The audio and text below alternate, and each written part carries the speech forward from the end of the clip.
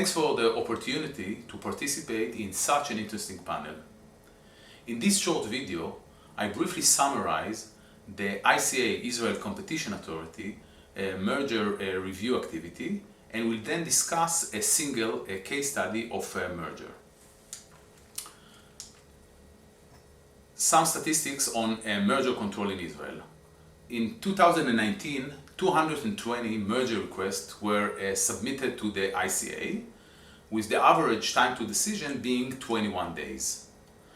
Data requests were issued for 11% of the cases, meaning that nearly 90% of the cases were approved after a very short examination. In terms of decision, none of the requests was rejected, and 3 requests were approved with remedies. If we are looking on a longer time horizon, so over the last 10 years, the average probability of a merger request to be rejected by the ICA was 1.5%. In terms of manpower, merger control is being handled mainly by the market department, by the market departments, which has 24 lawyers and economists. They are divided into 5 sectorial teams: communication and IP, transportation, energy and environment, finance, and food and retail. In addition to that, the economic department provides support in the more complex cases. The economics department consists from the research division, which has 9 economists, and from the chief economist team, which has 5 economists. And now for the case study. So the case study I'm going to focus today is a merger request between a big hotel chain and a single hotel located in Eilat. And here I'm going to focus only on one aspect of this merger request, and this is the geographic market definition. So let me first of all describe where and what is Eilat. So Eilat is a resort town located on the Red Sea on the south end of Israel, and Eilat has a total of 47 hotels. Eilat is a fairly isolated city, so it is nearly 250 kilometers away from any other major city, and it is 350 kilometers away from Tel Aviv. Out of the 47 hotels located in Eilat, 9 of them are operated by the chain. So the main question I want to focus here is what is the correct geographic market definition. So on the one hand, it can be the case that Eilat is the relevant geographic market. And in this case, a detailed analysis is required because we have a chain of 9 hotels which is merged with another additional hotel. On the other hand, it might be the case that the relevant geographic market includes not only Eilat, but also Cyprus and the island of Greece.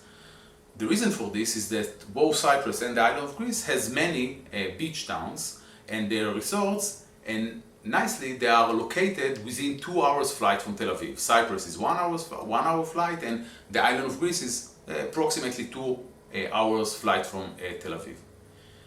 If this is the correct geographic market definition, then the merger that we are dealing here is probably less of a concern. Now, if Eilat, Cyprus, and the island of Greece are all belong to the same geographic market, then we would expect that hotel prices in Eilat should respond to exogenous changes in the supply of hotels in Cyprus and the island of Greece. Now, the challenge here is to identify such an exogenous shock to supply. Our solution to this problem was to exploit the year-to-year differences between the lunar and the Gregorian calendars. The reason for this is that Jewish holidays are determined by the dates of Jewish holidays is determined by the lunar calendar. So, for example, the Jewish holiday of Sukkot, which is a week-long holiday, begins sometime between September 20 to October 20. So on one year it might start on September 20, on the following year it might start on September 28, and so forth. And we are going to exploit these year-to-year differences. How we are going to exploit it? We are going to use the fact that while in Eilat the weather is perfect during the months of September and October, many resorts in Cyprus and in the island of Greece are already closed in October, since the weather is not so great for beach vacation on these months. Okay, so in order to find the correct geographic market definition, we collected data from 3 years prior to the merger. So the merger was submitted to the ICA on 2018, and we collected data for the years 2015, 2016, and 2017. And the first thing that we want to establish is whether there was any exogenous shock to supply.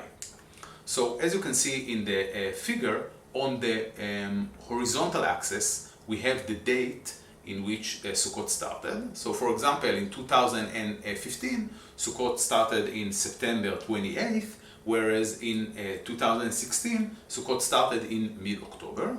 And on the vertical axis, there is the ratio of the number of Israeli passengers flying from Israel to Cyprus and the island of Greece in Sukkot relative to the same number flying on the last week of August. And as you can see from the figure, we do get to see this downward sloping curve, implying that as Sukkot starts later in the year, for example in the year 2016 it starts in mid-October, we get to see less Israelis flying to Cyprus and the island of Greece relative to the number of Israelis flying on the same year at the end of August to these destinations. So indeed we get to see that there was an exogenous shock to the supply of hotels. Now, if Eilat is in the same geographic market as Cyprus and the island of Greece, we expect to see that the prices of hotels in Eilat respond to this exogenous shock in the supply of hotels.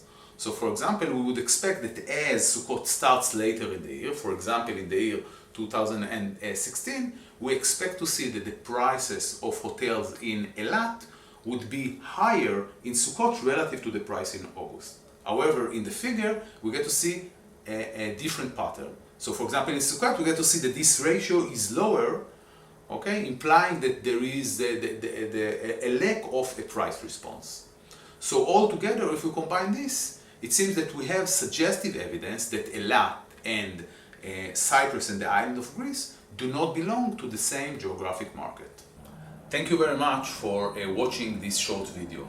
Hopefully, it leaves you with a flavor of the type of economic analysis conducted by the ICA in merger investigations.